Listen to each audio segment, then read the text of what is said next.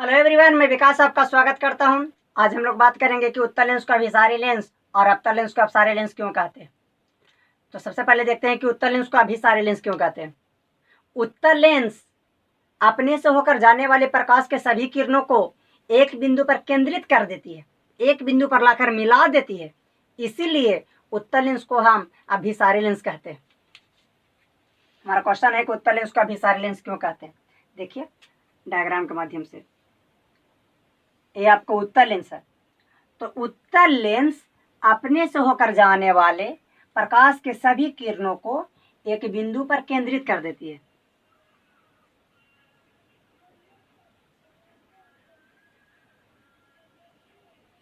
उत्तल लेंस अपने से होकर जाने वाले प्रकाश के सभी किरणों को एक बिंदु पर केंद्रित कर देती है।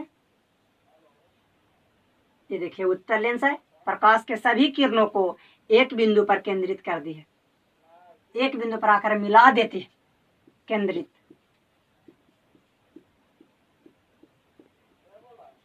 इसीलिए हम उत्तल लेंस को अभिसारी लेंस कहते हैं। उत्तल लेंस को अभिसारी लेंस क्यों कहते हैं?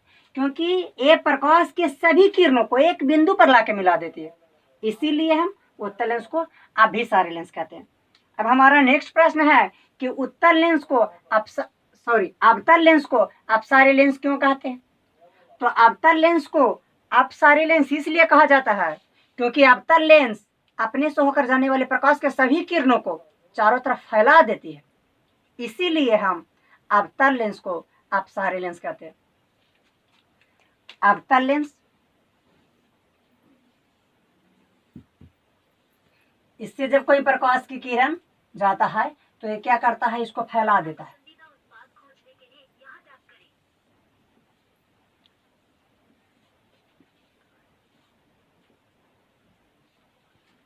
अवतल लेंस अपने से होकर जाने वाली प्रकाश के सभी किरणों को फैला देती है, अपसारित करती है। अपसारित मतलब फैलाना और अभिसारित मतलब एक बिंदु पर मिलाना।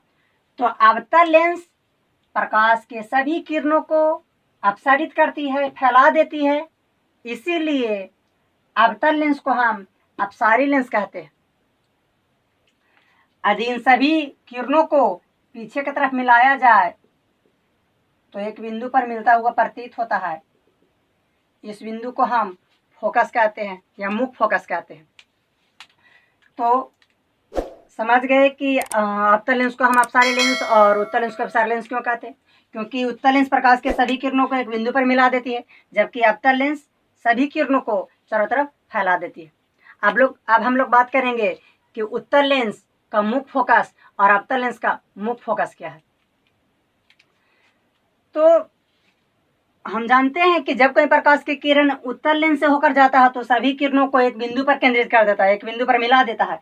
तो जिस बिंदु पर मिलाता है उसी बिंदु को हम मुख्य फोकस कहते हैं। और हमें पता है कि अवतल लेंस अपने से होकर जाने वाले प्रकाश के सभी किरणों को फैला देता है।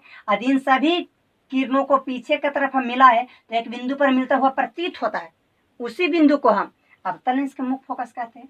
ये उत्तल लेंस का मुख्य फोकस, ये अवतल लेंस का मुख्य फोकस। आप ऐसे भी कह सकते हैं कि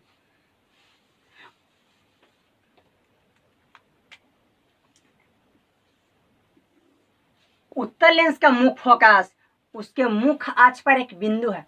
हम मुख्य फोकस की परिभाषा देख रहे हैं। पहले उत्तल लेंस के मुख्य फोकस हम लोग देख लेते हैं। तो उत्तल लेंस की मुख्य फोकस क्या है? तो उत्तल लेंस की मुख्य फोकस उसके मुख्य अक्ष पर एक बिंदु है। ये उत्तल लेंस, इसका मुख्य अक्ष और मुख्य अक्ष पर एक बिंदु है।